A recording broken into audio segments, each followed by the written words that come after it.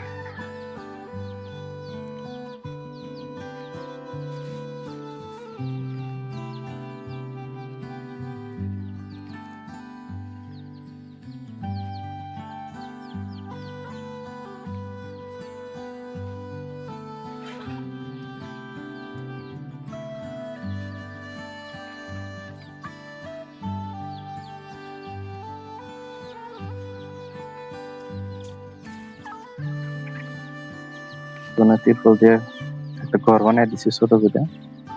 আর ২-১টা জায়গা বানাই দিছি। এনেই মুরগি ডিম পাড়ে।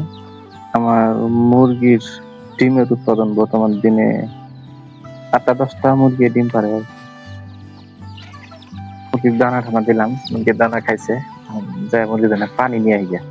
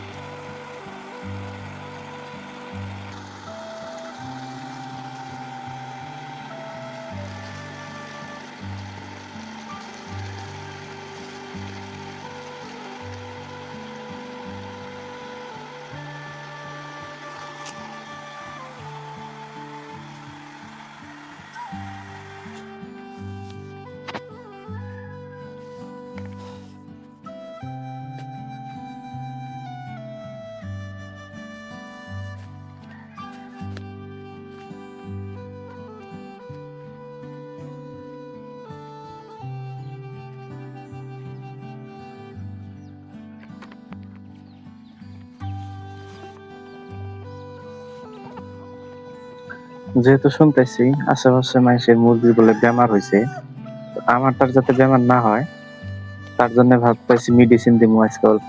আমি মেডিসিন মুরগি দেই না পার্টিপক্ষে, মাসের মধ্যে এখন ২-১ দিন দেওয়া লাগবো। কারণ যেহেতু ঠান্ডাও বেশি, ঠান্ডাও নাই, ঠান্ডা কমতেছে, কমবো লাগালে শেষ হবে। কিন্তু রিস্ক নিবার চাই না।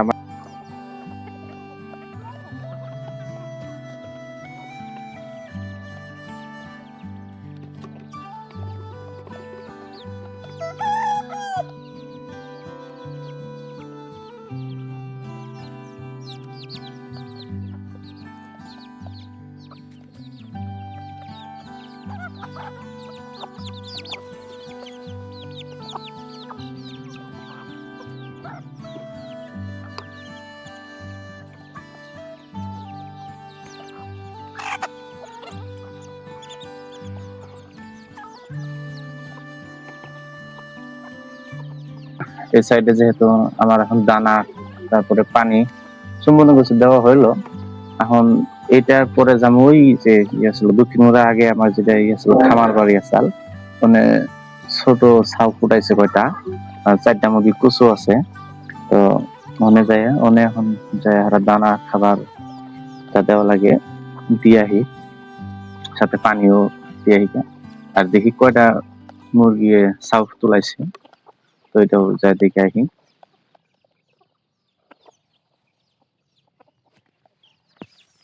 আলহামদুলিল্লাহ কুতুরমুড়া সাইডে খামারের কাম শেষ করে মোড়া এলাম দক্ষিণ মোড়া, দেখি ছোট ছাউ গুলা সব সুস্থ আছে না নাই, সবকিছু ঠিক আছে না নাই।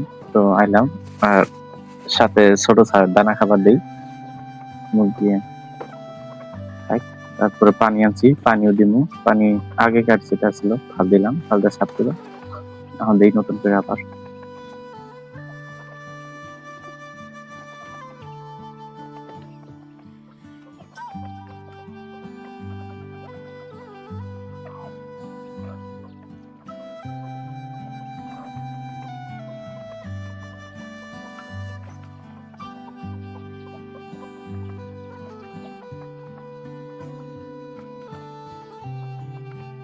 তো আলহামদুলিল্লাহ মুরগির ছাউ সবটি সুস্থ আছে। আজকে যেহেতু যে দেখলাম মোটামুটি 16টার মতন ছাউ ফুটাইছে, আরো অল্প হয়েছে, কতগুলা ডিম কুনাইছে, ওটাও ছাউ ফুটাবো আর কি। মোটামুটি 2 দিনের মধ্যে কমপ্লিট হওয়া লাগে সব ছাউ ফুটা। অন্য সাইডে আরো 2টা কুচা মুরগি আছে, তো ওইটা দেখি এখন কিবা কি পরিস্থিতিতে আছে, সবগুলা ছাউ ফুটাইছে না।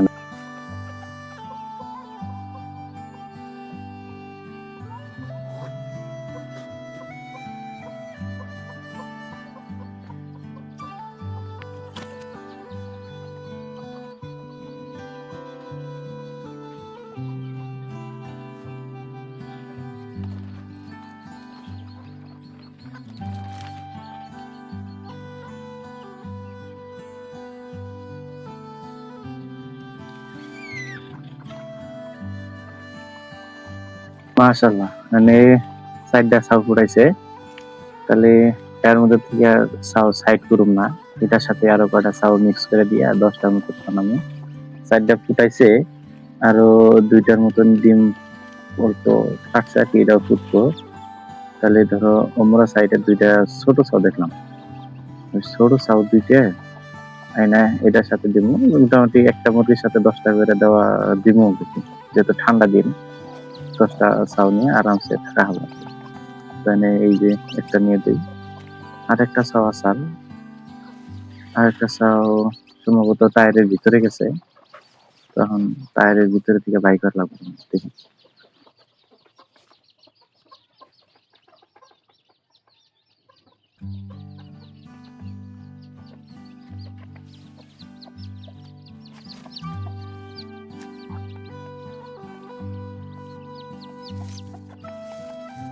তো শুনি কিন্তু ছাউ তো দেখিনি, গেল কোনে? এই যা পাইছি, এটা নিয়ে এখন ওইটার মধ্যে দিকে তাহলে 6টা হলো, এনে আরো 2টা ফাটাইছে, আরো ফুটাবা হবো, দেখা যাবে না। এটা দেখি এটার মধ্যে কি পরিস্থিতি আছে। এটার তো মনে হয় একটা ডিম কুনাইছে, এটাও উঠাবো আর কি। এটা উঠালে ওইটার মধ্যে দিন, আগেই ওইটাতে নিয়ে দেওয়া ভালো হবে আর কি। ওটার মধ্যে দেখে এটার মধ্যে যেহেতু অল্প করে ডিম আগ আসা হয়েছে, তো তার জন্য ছাউ তুলানো এই আগা ভাষায় হইতেছে।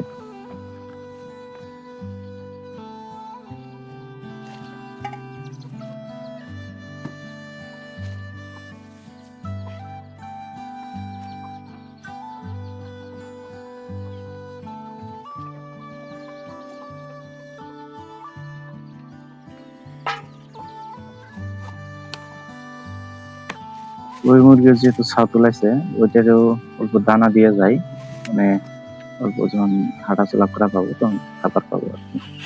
আর যতগুলা মুরগির ছাউ তুলাইছে, ছাউয়ের জন্য তো ডিমের খোসা আছে, ওই যা কি করলাম ডিমের খোসা গুলো এনে আনা উত্তরে এনে বড় মুরগি দিলাম। বড় মুরগি খাইলে কি হয়, যেটা ক্যালসিয়াম থাকে ডিমের ইয়ের মধ্যে, খোসার মধ্যে, খোসাগুলা খাইলে মানে কি মুরগির ক্যালসিয়াম বৃদ্ধি হয় আর কি। তার জন্য এনে দিলাম মুরগির ডিমের খোসাগুলা খাইলে ক্যালসিয়াম ভালো হবে আর কি, ডিম উৎপাদন বেশি ভালো হবে।